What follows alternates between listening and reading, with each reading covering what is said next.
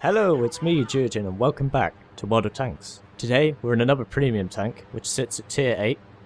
This is a T34, the American heavy tank, much like the Slugger for the Germans, or the 112 for the Chinese. So, what do you need to know about the T34?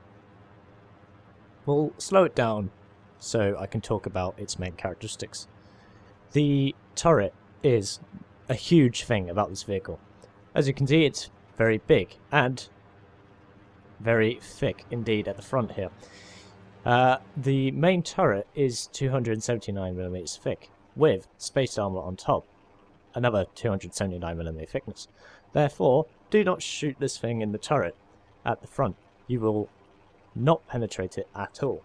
Even if you miss the spaced armor here, you will only hit thick and angled armor at the front. The cupola is quite weak, so you can penetrate that if you are shooting at it like this and you can only see the turret. The hull armor is underwhelming in comparison. I believe it's around 100mm thick and it is slowed, but it is rather thin. The side and rear armor is flat and weak, so if you manage to get around this vehicle, shoot it in the side and rear, and even in the front of the hull, never the turret. Even the side of the turret can be an issue. The rear, if angled, again, can be an issue. However, the vehicle has quite a slow rotation speed, traverse speed of the turret and tracks, so if you're in a fast medium, you can get around this quite quickly.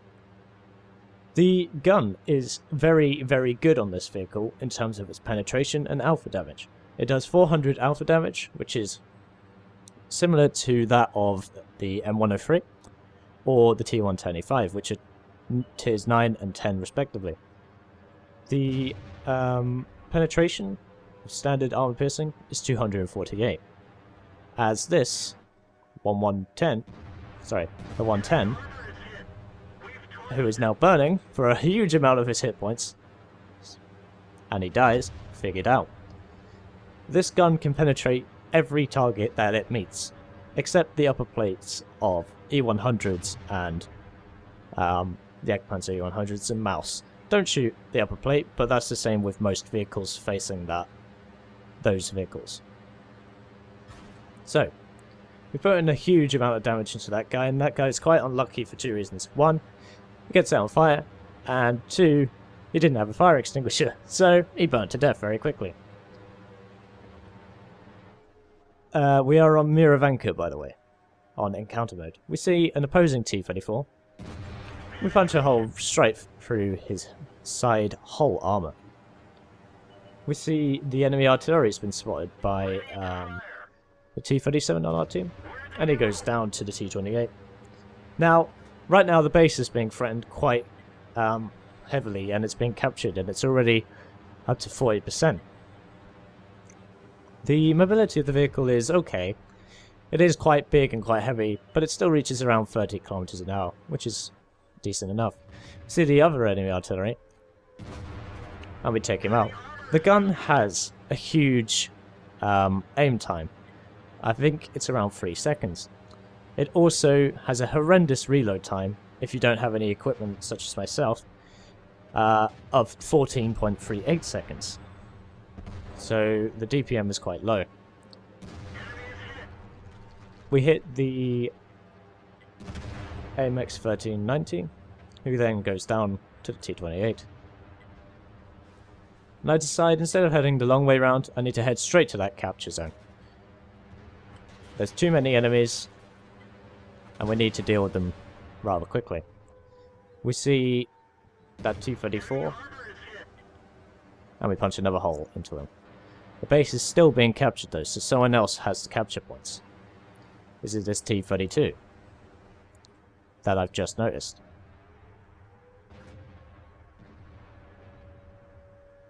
Yes, it is. The capture points get reset to 10 from 50. We get hit by the T32 in the track, or the hull, taking our track off. We'll take a blind shot at the T-32 and we kill him. And we continue to advance towards the capture zone. This T-34 on the enemy team is still up, and we have the health. We're on 1100 hit points, so I decide we need to get rid of him from this position. So I come around the corner, and I punish him, but he punishes me. You see, I hit him in the hull. I mean, 248 penetration, it wouldn't go through the turret, but it's more than enough to go through the hull armor. This T-54 is circle strafing our KV-4, and I do delay that shot because I believe the gun would have hit KV-4 and killed him anyway. So I aim to ensure that I kill the T-54, but unfortunately our KV-4 goes down to burning. There are only 4 enemies left. We've done 3. We've got 3 kills. And it's up to you to guess how much damage we've done. Because I haven't got the mod installed at the moment. Put in another good shell into the enemy. T-32 and the side armor. American tanks generally have bad side and rear armor, but substantially good turret armor at the front. And decent enough hull armor when you get to tier 9 and 10. The M103 and T125. The T-57's hull armor is okay as well. And I'm not sure what happened there. I'm not sure if our shell bounced or the game decided, nope, not today. But that IS-6 is taken out by our T-32. And now there is only an AMX-12T on the enemy team. And we're not the slowest machine in the world, but an AMX-12T is much faster than us. So I decide to do the logical thing, and that is to go to the encounter capture zone, which will force the enemy to come to us. Let's speed it up a little.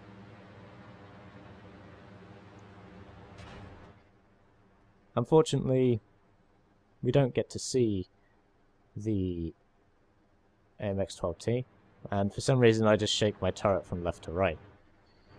I'm not sure what I was thinking at this moment in time, but we end up winning by capture. And that was the T34 Tier 8 American Premium Heavy Tank. Another phrase full of words. Quite a long phrase is what I'm trying to get at, guys. Anyway, let's take a look at the post-game statistics. And here we are with the post-game statistics.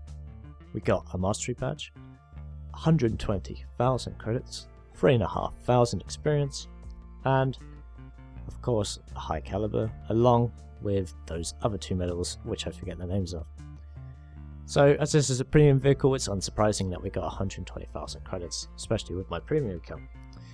3,500 experience is also unsurprising, and it was the first one of the day times 2 bonus.